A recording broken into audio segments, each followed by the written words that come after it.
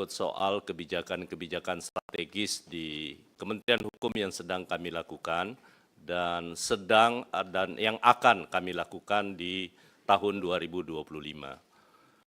Isu aktual yang sangat penting dan sekaligus juga nanti akan kami mohonkan, tentu Bapak Presiden akan mohonkan pertimbangan dari Dewan Perwakilan Rakyat. Yang pertama adalah terkait dengan pemberian amnesti. Pada kesempatan rapat bahagia ini, rapat kerja ini, saya ingin menyampaikan bahwa data awal terkait dengan berapa jumlah amnesti yang rencananya di tahap awal bersama dengan Kementerian IMIPAS itu berjumlah kurang lebih sekitar 44.000. Namun demikian, setelah kami dalam hal ini Direktorat Jenderal Administrasi Hukum Umum lewat Direktur Pidana, setelah melakukan verifikasi dan asesmen kembali, maka angkanya turun dari 44.000 menjadi kurang lebih sekitar 19.000. Dan mudah-mudahan ini masih terus kami lakukan perbaikan sekaligus penyesuaian, terutama terkait dengan 4 kriteria yang di tahap rapat kerja yang lalu kami sudah sampaikan kepada Bapak Ibu sekalian yang saya hormati. Itu yang paling penting karena kami berharap mudah-mudahan tahap asesmen terkait dengan amnesti yang sementara Direktur Pidana di Direktorat Jenderal Administrasi Hukum Umum ini bisa diselesaikan dan mudah-mudahan sebelum pemberian remisi Hari Raya Lebaran yang akan datang juga mudah-mudahan amnesti ini bisa Presiden bisa umumkan juga. Itu harapan kami. Yang kedua terkait dengan peraturan perundang-undangan di Direktorat Jenderal Peraturan Perundang-undangan Dirjen PP, beberapa rancangan undang-undang maupun rancangan peraturan pemerintah yang saat ini dan aktual untuk kami sampaikan kepada Bapak Ibu sekalian. Yang pertama adalah peraturan pelaksanaan dari dari undang-undang tentang Kitab Undang-Undang Hukum Pidana kita yang akan berlaku di Januari tahun 2026 yang akan datang. Saya telah meminta kepada Wakil Menteri Hukum untuk mengkoordinasikan secara langsung terkait dengan pembentukan peraturan perundang-undangan yang merupakan sebuah mandatori dari Kitab Undang-Undang Hukum Pidana kita yang akan dibuat, ya, ada beberapa undang-undang dan juga peraturan pemerintah, dan karena itu nanti akan dijelaskan secara lebih rinci oleh Bapak Wamen nanti pada saatnya. Yang ketiga menyangkut soal apa yang akan dilakukan di Direktorat Jenderal Administrasi Hukum Umum.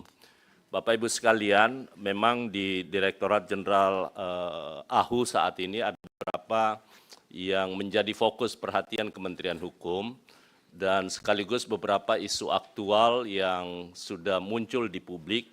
Yang pertama adalah terkait dengan tugas otoritas pusat yang ada di Direktorat Jenderal Administrasi Hukum Umum, terutama terkait dengan permintaan ekstradisi atas nama PT, ya, inisial PT, dan alhamdulillah kami dengan seluruh APH baik ke KPK kemudian juga Kejaksaan Agung, begitu pula halnya dengan Polri, kami bersama-sama semua untuk melengkapi dokumen supaya secepatnya, dan alhamdulillah kemarin harusnya sih dokumennya insya Allah sesegera mungkin. Menteri Hukum juga, saya sudah menandatangani surat untuk permintaan ekstradisi yang bersangkutan. Yang kedua menyangkut soal Ikatan Notaris Indonesia. Kemarin Kementerian Hukum sudah berupaya semaksimal mungkin untuk mendamaikan dua organisasi profesi, namun demikian di awal mereka sudah menyatakan bersedia untuk menyelesaikannya secara baik-baik dan kami beri kesempatan, tapi pada akhirnya tidak bisa, apa boleh buat, Kementerian Hukum mengambil sebuah langkah untuk mengakui salah satunya. Kenapa kami lakukan ini Pak Ketua dan anggota yang kami hormati? Yang pertama adalah Kementerian Hukum sangat berkepentingan terhadap keberadaan Ikatan Notaris Indonesia. Karena kalau tidak, Kementerian Hukum di periode yang lalu, di masa saya masih menjadi Menteri Hukum dan HAM, itu sempat menyelenggarakan ujian kompetensi terhadap notaris. Dan sebenarnya itu mengambil alih tugas dari organisasi profesi, dan ini sangat tidak baik. Karena itulah kami tidak ada pilihan lain selain harus melakukan memberi pengakuan kepada salah satunya, dan itu sudah dilaksanakan. Mudah-mudahan nanti dengan pengakuan ini maka kemudian kami akan terus berkomunikasi dengan para notaris lewat organisasi profesinya agar ke depan semua akta ataupun yang lain-lain, karena banyak kasus yang terjadi di mana para notaris memberi akunnya itu tidak digunakan sendiri, dan ini akan kami tertibkan. Karena itu tidak boleh sama sekali notaris memberi akun kepada orang lain, kecuali hanya boleh digunakan oleh yang bersangkutan. Ini akan kami tertibkan. Yang berikutnya terkait dengan sengketa badan usaha. Ya.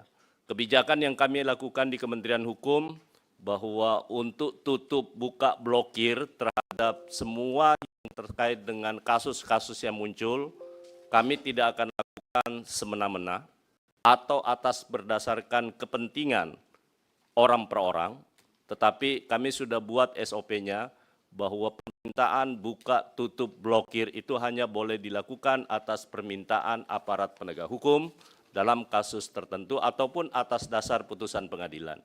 Nah, ini semua yang kami reformasi supaya bisa memberi kepastian hukum pada seluruh masyarakat dalam rangka untuk menciptakan sebuah tata kelola yang baik sebagai layanan terbaik kepada masyarakat. Kemudian di Direktorat Jenderal Hak Kekayaan Intelektual, Pak Ketua dan anggota yang kami hormati, mungkin sebuah prestasi yang ingin saya laporkan bahwa sekian lama terlalu banyak tunggakan, baik menyangkut soal pemberian sertifikasi merek, dan alhamdulillah dalam waktu yang sangat singkat, kurang lebih sekitar 11.000 kasus sertifikasi merek yang selama ini sekarang sudah diselesaikan dan tunggakannya nol. Yang dilakukan sekarang Direktorat Jenderal AHU adalah menyelesaikan, Direktorat Jenderal KI, mohon maaf Pak Dirjen. Yang dilakukan sekarang, ini saya minta, saya sudah setujui ada kurang lebih sekitar 200 karyawan kita pemeriksa ya Pak. Ada lebih 200 pemeriksa untuk bisa bekerja dari rumah untuk menyelesaikan tunggakan proses pendaftaran merek yang kurang lebih yang sudah memakan waktu lebih dari 6 bulan, sebanyak 58.000. Dan alhamdulillah setelah dengan WFH yang dilakukan atas kebijakan yang diminta oleh Direktorat Jenderal Pak Dirjen KI, sisa 38.000. Karena itu saya berharap mudah-mudahan akhir bulan ini, karena beliau meminta waktu 60 hari untuk bisa menyelesaikan tunggakan kasus yang 58.000, saya yakin dan percaya dalam waktu yang terlalu lama lagi, karena setiap hari Pak Dirjen, Pak Direktur selalu melaporkan, dan kemarin terakhir yang 38.000, saya yakin dalam waktu 2-3 minggu ke depan, dari 58.000 itu tunggakan kasus akan menjadi nol. Sehingga ini akan terus kami lakukan upaya perbaikan terkait dengan upaya pelayanan yang terbaik kepada masyarakat. Kemudian yang terkait dengan di SK, Badan Strategi Kebijakan juga hal yang sama. Transformasi digital yang kami lakukan sekarang, itu kami mempercayakan kepada Badan Strategi Kebijakan bersama dengan Pusdatin, bersama dengan Bapak Sekjen, untuk melakukan kajian perencanaan menyangkut soal transformasi digital, yang menurut saya ini sesuatu yang sangat penting dalam rangka kepastian akan pelayanan yang dibutuhkan oleh Kementerian Hukum ke depannya kepada seluruh masyarakat.